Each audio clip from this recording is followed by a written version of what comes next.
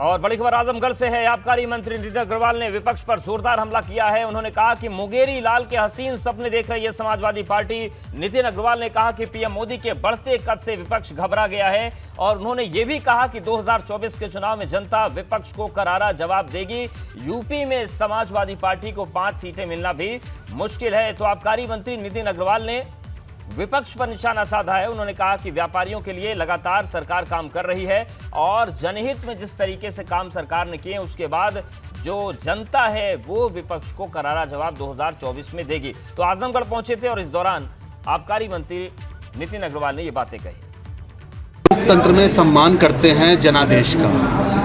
जीत हार अपनी जगह अलग है, जनादेश का सम्मान होना चाहिए। ठीक है, हम लोग कर्नाटक में जो जनादेश मिला है उसका पूरा सम्मान है। हम लोग यही लोकतंत्र की परिभाषा भी है। हम लोग आज विपक्ष में आए और हम लोग वहाँ पे विपक्ष की भूमिका निभाएंगे। 2024 और महंगाई बेरोजगारी बड़ा बहुत हो गया भाई।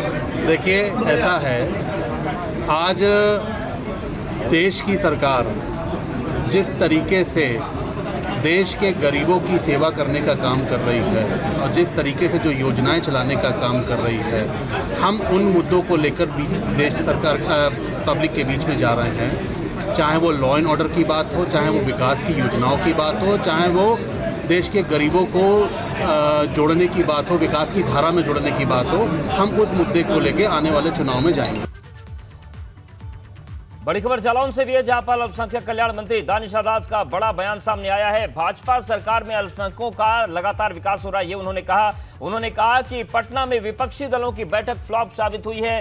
निकाय चुनाव में भी भाजपा ने मुसलमानों का ख्याल रखा है। तो दानिश आजाद अंसारी जालौन पहुंचे थे और इस दौरान उन्होंने बातें कही हैं। उन्होंने कहा कि भाजपा सरकार में अल्पसंख्यकों का लगातार विकास हो रहा है। पटना में विपक्षी दलों की बैठक फ्लॉप साबित हुई है।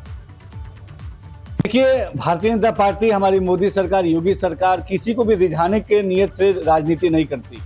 मुस्लिम समाज का विकास हो, मुस्लिम समाज तरक्की से जुड़े इस नियत से लगातार हमारी सरकार काम कर रही है।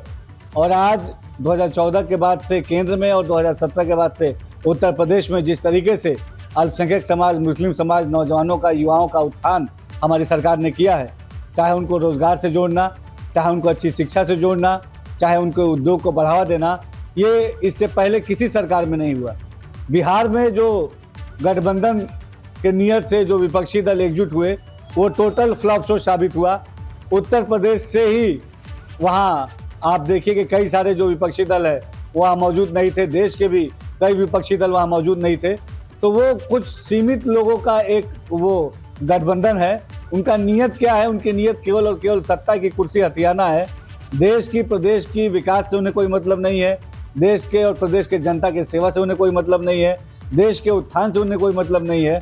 उनका केवल मकसद है कि हमारे प्रधानमंत्री नरेंद्र मोदी जी जो गरीबों की, बेसहारों की, दलित की, पिछड़ों की, पासमानदा समाज की जो बात करते हैं, जो आवाज़ उठाते हैं, उस आवाज़ को दबाने के मकसद से ये गठबंधन तैयार हो रहा है।